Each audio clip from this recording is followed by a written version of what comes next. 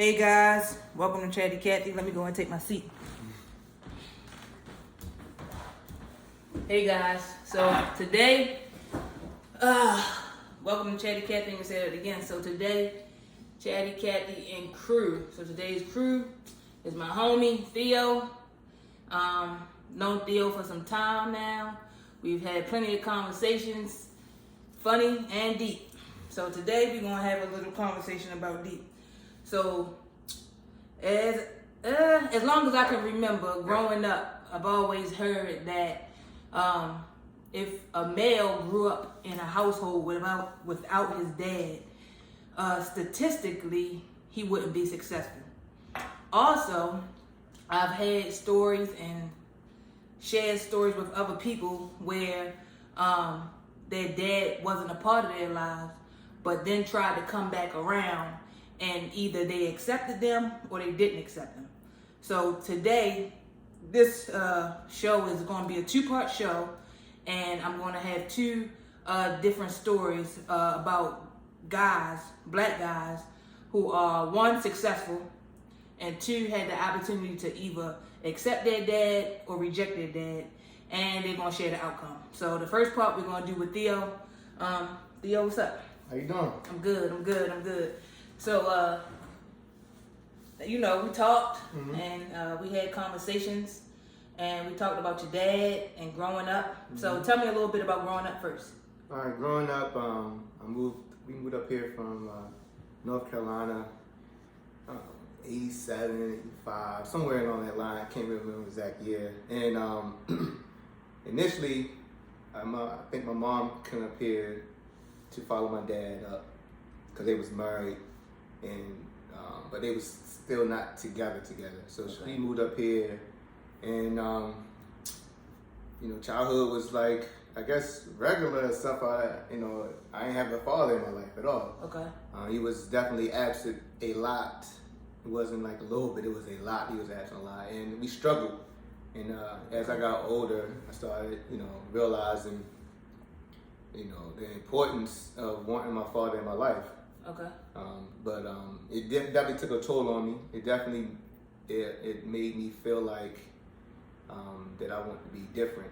I also longed for a father when I was a kid, like bad. I just wanted a dad. I just wanted somebody for me to call dad, which had never happened. And then there came a transition where I was like, I'm good without dad. I don't need one. At what age did that transition happen? Probably around like 14 or 15.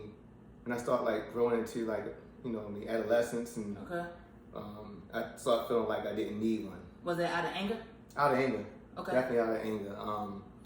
I just didn't, because I was so mad at him, and I don't want to say, it's hard for me to say like my anger at him was because of what he did, because I didn't really have a full understanding. The only thing I knew as far as that made me angry was that my mom was angry. Okay. Since my mom was angry, then I'm angry. Since my mom told me this is what he's supposed to be doing, then I felt like that's what he's supposed to be doing. It wasn't until I had my own, I guess, thought process on it and really thought it through. Okay. And especially adulthood, to allow me to understand that I was carrying somebody else's baggage. That's the reason why I was so angry. Okay. But yeah, that was, as a kid, that's all I ever wanted. So let me ask you a question real fast. Mm-hmm. You said you were carrying somebody else's baggage. Yeah. Did your mom talk bad about your dad, or did she just say, this is what he's doing, and you either don't like him or I'm upset that he's not doing it? Yeah. Did she talk bad about him? Mm-hmm. Or did she just say, hey, this is, So, I won't say that she put him down every time. Okay. But she would share with me adult details of if he did something, he didn't come through on something, or your father's supposed to do this, he ain't do this, or even their arguments. I would hear their arguments about him not coming around or him not doing what he's supposed to be doing, and then I would see her anger. She didn't necessarily she didn't knowingly put it on me, but because I was there and I witnessed everything, I just took it upon myself to carry that burden. Okay. Because I saw it. So no, she didn't necessarily really talk him down. Okay. But she did let me know if he didn't do what he's supposed to do. Okay. And then I saw how it looked on her face. Okay. And that angered me because of how she felt. If my mom was hurting, then I'm hurting. If you hurt my mom, you know how it goes. You know. So that's kind of like where that anger and everything started coming from. Okay. And then by the time I was a teenager, and I guess he came for a little bit. He just really came to get some kind of information. I can't remember exactly what it was. But he came back around when I was like 16, and I didn't say a word to him at all. I just carried that anger. I wouldn't even talk to him, wouldn't even look his way. I'm like, I'm 16 years old, and you just coming. Now you're not even staying. You're going again. You're leaving again. Like, bro, I'm done. We don't need to have a conversation. Right. And so, but I had to realize that I didn't have a relationship with him. Okay. My mom had a relationship. I needed to have that relationship with him in order for me to have a judgment on him. I knew nothing about him. Okay. You know what I mean? So when did you have that idea? Like, I'm ready to have a relationship with him. So what happened? How did you get to that point? I was probably in my 20s. Okay. And when I was in my 20s, I felt like I don't know my father. I don't know his side of the family. I know nothing. I have a whole side of the family I know nothing about. Okay. And so I had like this urge to like really meet and know and find out who I am. Okay. Because I was on like this journey. Like, okay, I know my mom's side of the family. There are things that I do that I know that fits over there, but there's other things that I do that it just doesn't fit over there. I know it has to be something, that my father had probably like in his own family. So I had to try to figure out like what that was. I wanted to really know. I was kind of like curious. I felt like for me to know who I am, I need to find out his side of the family and his background. Okay. So from there, so did you go to them, or did he come around somehow to you? No, for a while I just searched and I couldn't find him. I think my mom had information because she was still getting child support from him. Okay. But she just never shared that with me. And I kind of like exhausted everything I could exhaust as far as trying to find him. And I just really gave up after a while. I wanted to, but I exhausted everything. And then one day he sent me a letter. Okay. And the letter was like a big apology about everything he did and wanting to build a relationship, wanting to come back around and be in my life. Right. I'll be honest with you. When I first got the letter, I saw it. I didn't open up. I didn't open up for weeks. Okay. I think my sisters they sent them letters too. Okay. I think they kind of like they wanted to meet him. They wanted to talk to him, but I just didn't have. I just couldn't do it. So even after you went searching for him, and he came to you, you still had that anger where you couldn't do it. Yep. Why? I don't know. It's just. Were you confused?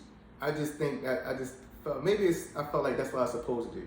You know what I mean? Like I shouldn't allow him just to come right back in this and have a conversation and make it easy for him. I can't make it easy for him. So what it sounded like to me is it was an ego thing. Probably so. Okay. Probably so. You know what I mean? But I don't know. I don't know if it's ego. I just think like. If you feel like if you grow up without a father all this time, and then the moment they reach back out to you, you ready and available to them, and they was never ready and available to me, right? Then I can't do that same thing to you. I'm not going to be, as soon as you reach out to me, I'm not going to reach out right back. Okay. So I felt like I'm not going to open this letter. I'm not going to read it. It took me a minute to read it. Once I read it, I believe his number was on there, and then I ended up giving him a call. Okay, cool. And then when I called him up, he like, hey, I want to come up and I want to have a conversation, and I just want to talk and then see where it goes. Okay. And I said, cool, come on up. Ultimately, I definitely wanted to show him like, bro, like you wasn't there for me, but look what my life turned out to be. You know? Right.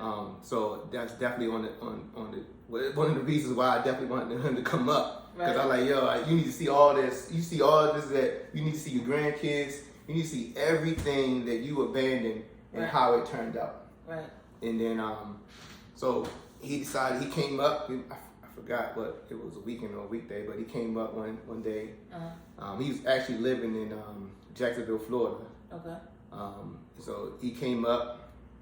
He told me about his life. Right. He told me how he was on drugs, how he had a hard time getting off drugs, and then he went to rehab. And when he went to rehab, he had a mentor there, and the mentor was like, he's asking the mentor, hey, can I reach out to my kids? Right. And then the mentor's like, no, you're not ready yet. Okay. You know what I mean? Kept giving him like Bible verses, and you know what I mean? Kept building his character up. Okay. Because he just wasn't, at the time, the mentor felt like that he wasn't ready. Okay. You know, he had some more obstacles to go to cross before he was able to come and do what he was going to do. Okay. And so once he was able to do that, and then he said, told me he was able to reach out and then, you know, wanted to apologize and wanted to build a relationship from there. Right. Ultimately, at that moment, okay, I just felt something come over me, and it said like, forgive him, start fresh. Okay. You know, so that's what came out my mouth. I said, cool, I'm good. I'm like, I don't have no more anger with you. You know, we talked this out. Okay. I'm ready. You know, I mean, if you want to build a relationship with me, then let's rock out. Okay. And that's what we did. You know, I crazy thing is, like, I invited him to come up. Mm-hmm. He told me he just needed a week to, because he's moving from Jacksonville to PA. Mm-hmm. He picked all his stuff up, moved up there for a week, got an apartment that same week, moved out to his apartment. Okay. Oh, so you allowed him to come and stay in your house? Absolutely. Okay. That was amazing. Not even knowing this guy. Not even knowing him. Okay. Not even knowing. That was crazy right there. I definitely was nervous. Okay. I probably was up most of the nights, like. Right, because you got kids. Yeah. You got a wife. Yeah. So I get it. Yeah, definitely took a chance on that one, but he lived up to his word. He said he gave himself a week. Right. He gave himself a week. He found an apartment. He moved to the apartment. He had bought a car while he was in Jacksonville. Bought a car, and then you know, I mean, he did what he needed to do. So even after he came back into my life, I didn't even call him a name. You didn't have a name for him. Didn't have a name for him. You couldn't. Matter of fact, okay, what hurts me most is that even after he died, right, I still did not call him dad. Okay. Okay. You know, he definitely, you know, I mean, you know the story, how he came in and stuff like that, but I just could not, I couldn't bring myself to say dad. Right. For so long, you know, I mean, I think what the hardest thing is that for so long I went my whole life about saying that word. Right. That, you know what I mean, that it didn't feel right coming out my mouth to say it. Right. You know. Right. So when he came, so you said he died. Yeah. Okay. So from how long was it? How much time did y'all have? 3 years. So y'all had 3 years. So you were able to sever a relationship within 3 years. Yeah, that cool. was 3 years. And it probably change. I don't know. It's definitely 3 years, I think. 3 years? Yeah. About 3 years. About 3 years. Yeah. Okay, so it was some time. Yeah. It wasn't instantly, but it wasn't long either. No. Right. So in that time frame, right, in those 3 years, I'm pretty sure that you're happy that you were able to do that. Yeah, definitely. Did it make an impact on you as to how you view things now, as far as accepting and letting go, or chances? It allowed me the ability to forgive. My father, mother died. His father died. He grew up in somebody else's house. Okay. He was sexually abused. Okay. He was on drugs. Right. It was a lot that he had going on growing up, and there's things that he did to other people also. Right. You know, so his life wasn't easy at all. But it allowed me to really believe that a person can change. Verify. You know what I mean? You can trust a person, but you also have to verify. I learned this at work all the time. Right. Trust but verify. Trust but verify. You know, okay. so you know, I started out trusting him, Uh-huh. but I also verified, and I also, you know, everything that he said he was going to do, he did. Right. He came in with the mindset of really making an impact on his grandkids, making an impact on me, my wife, our friends. Who, you know what I mean? He put himself all the way out there. He was all in. Right. He was all in, and most likely, you know, people say it like a bad thing. I think he knew that he didn't have long. Okay. I feel like he knew he didn't have long. He was battling cancer, and you know, he felt like he was a man on a mission. Okay. And he knew that he needed to right the wrongs that he had in his life. Cool. So with that being said, does it play a part in how you parent your kids? Does it have any effect on you don't want to be an absent father? And granted, I know you and your wife been married for a long time. We've been married 20 years. Absolutely. So Absolutely. yeah, so I get it. So did it ever cross your mind, or is it ever? Are you scared that could happen, or would have happened because the way you grew up, or did you make sure about any means necessary you protected your kids, or you did what you had to do for your kids so that they wouldn't have to grow up without a father? So that decision was made when I was a kid. Okay. Once I felt the sting of not having a father, right, and once I looked on my mom's face and see, that she worked 3 jobs and had to raise us, and then try to figure out, had no real love life at all, didn't really do for herself as much, and I made it a point to be a better man. Okay. I was convinced. I convinced myself, and I told myself personally that I would be better, that I would be a better father, that I would do better now. I'm not saying I had hiccups. I didn't have hiccups, but I had hiccups, Of course, it's growing up, you know what I mean? Right. But ultimately, the foundation of what I needed to be was already inputted into me as a kid. I made that decision off the break. I would never be an absent father. That's what I told myself. Okay, cool. So I got one question for you. Mm-hmm. Is it any part of your life that you feel like is damaged or tarnished by not having the presence of your dad? Oh, definitely.